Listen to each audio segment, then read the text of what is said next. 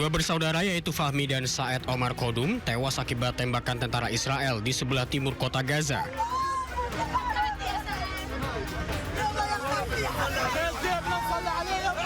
Ratusan warga Palestina pun berduka dan mengantarkan dua jenazah yang merupakan saudara tersebut ke peristirahatan terakhirnya.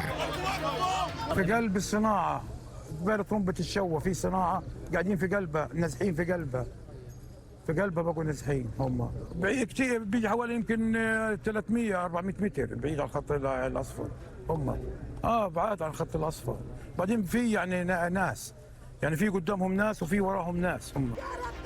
Menurut saksi mata, kedua bersaudara tersebut tewas dan beberapa warga lainnya terluka ketika militer Israel melepaskan tembakan ke rumah-rumah di daerah Al-Shama di Kota Tua. Hingga saat ini Israel belum mengeluarkan pernyataannya atas serangan kepada warga Gaza. Beragam cara dilakukan Israel untuk mengusir warga Palestina dari rumahnya di tepi barat. Salah satunya dengan memerintahkan pengadilan untuk mengeluarkan surat pembongkaran.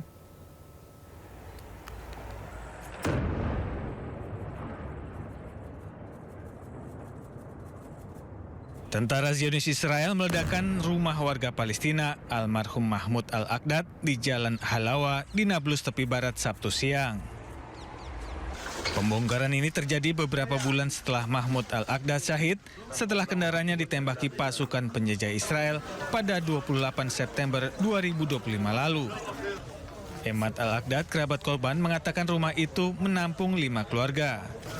Ia mengutuk perintah pembongkaran tersebut karena mereka telah mencoba mengajukan banding namun tidak dihiraukan pemerintah Zionis.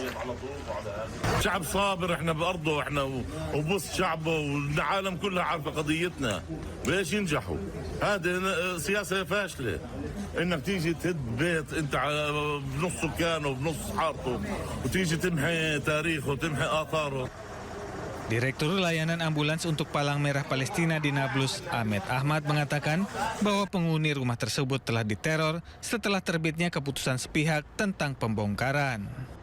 Petugas Palang Merah Palestina berusaha mengevakuasi sejumlah orang yang diantaranya adalah lanjut usia, anak-anak, dan perempuan. اقتحام محافظة نابلس بمنطقة خلف العمود وشارع حلاوة منتصف هذه الليلة.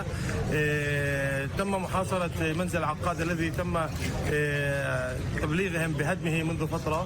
عملنا على إخلاء العديد من الأسر بمجاورة البيت الذي تم هدمه.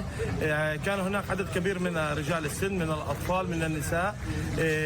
كانت هناك عمليات كبيرة في إعاقة عمل الطواقم الطبية، لكن بحمد الله تم توزيع المتطوعين في هذه المنطقة وإخلاء جميع الأسر المحيطة للمنزل وإخلاءهم إلى مسجد قريب من هذه المنطقة.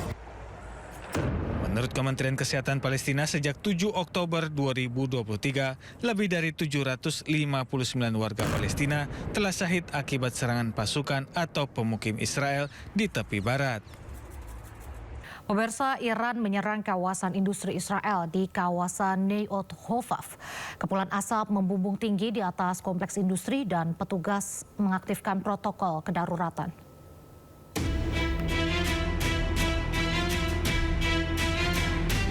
Komplek industri Neot Hofav yang sebelumnya dikenal sebagai Ramat Hofav adalah pusat penting yang bertanggung jawab atas sekitar setengahnya produksi kimia negara Israel.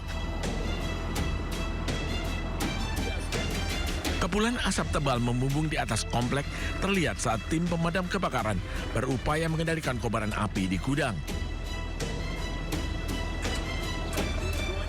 Kebakaran besar ini terjadi di kawasan industri Neot Hofav dekat Berseba pada hari Minggu waktu setempat, menyusul serangan Iran terhadap Israel Selatan.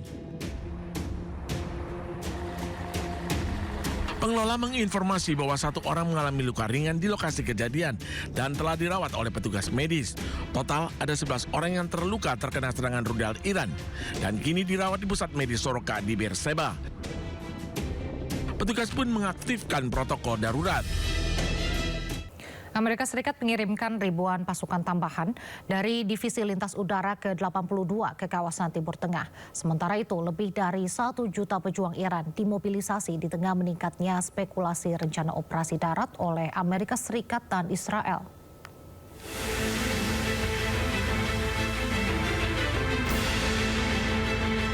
Amerika Serikat mengirimkan tambahan sebanyak 3.000 hingga 4.000 pasukan tambahan dari Divisi Lintas Udara ke-82 ke kawasan Timur Tengah. Pasukan elit sebanyak 4.000 ini bermarkas di Fort Bragg, North Carolina, dikenal mampu melakukan operasi tempur termasuk serangan udara melalui penerjunan. Pihak militer Amerika Serikat menegaskan bahwa pengumuman resmi akan disampaikan oleh pihak Pentagon meski belum ada keterangan langsung untuk mengirim pasukan darat langsung ke wilayah Iran. Sebelumnya, Amerika Serikat telah mengirimkan ribuan marinir dan personel angkatan laut melalui kapal serbu amfibi USS Boxer beserta kelompok tempurnya. Diketahui pasukan Amerika Serikat di Timur Tengah diperkirakan telah mencapai 50.000 personel. Penguatan militer Amerika Serikat ini menjadi kesiapan untuk melanjutkan operasi di kawasan Timur Tengah.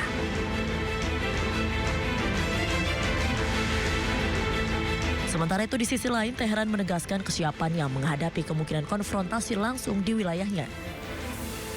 Dilansir dari media Iran Tasnim News Agency, lebih dari 1 juta pejuang Iran telah disiapkan untuk menghadapi potensi serangan darat Amerika Serikat.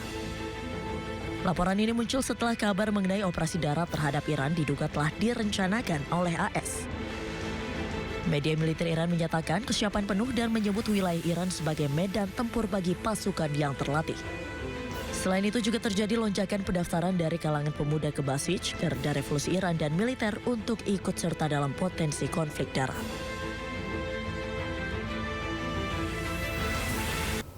Presiden Amerika Serikat Donald Trump meyakini dirinya sebagai pembawa perdamaian meski tengah terlibat perang dengan Iran dan menyatakan Kuba adalah negara selanjutnya.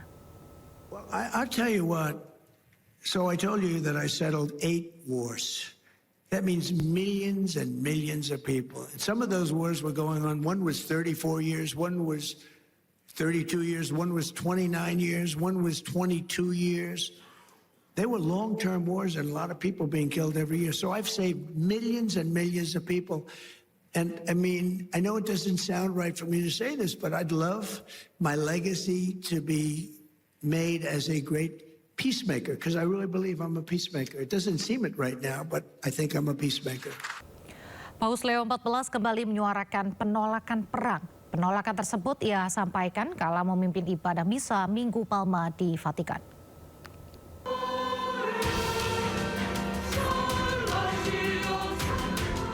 Paus Leo XIV kembali menggembangkan penolakan perang. Kali ini Paus memanfaatkan Misa Minggu Palma untuk menyuarakan penolakan itu. Paus memimpin Misa Minggu Palma di Vatikan. Palma adalah hari Minggu terakhir yang menandai dimulainya Pekan Suci. Perayaan ini mengenang peristiwa masuknya Yesus ke Yerusalem sebagai Raja Damai. Dalam khutbahnya, Paus Leo XIV berulang kali mengucapkan Raja Damai. Ia mengungkapkan Tuhan selalu menolak kekerasan. Ia juga menegaskan Yesus terus mewartakan damai meski kekerasan mengintai. Lui, che si offre come una carezza per l'umanità, mentre altri impugnano spade e bastoni. Lui che è la luce del mondo, mentre le tenebre stanno per ricoprire la terra. Lui che è venuto a portare la vita, mentre si compie il piano per condannarlo a morte. Come Re della pace, Gesù vuole riconciliare il mondo nell'abbraccio del Padre e abbattere ogni muro che si separa da Dio e dal prossimo, perché Egli è la nostra pace. Di Minggu Palma, aparat Zionis Israel melarang rombongan imam yang menuju gereja makam suci. Para imam adalah Patriarkat Latin Yerusalem Kardinal Pierbattista Pizzaballa.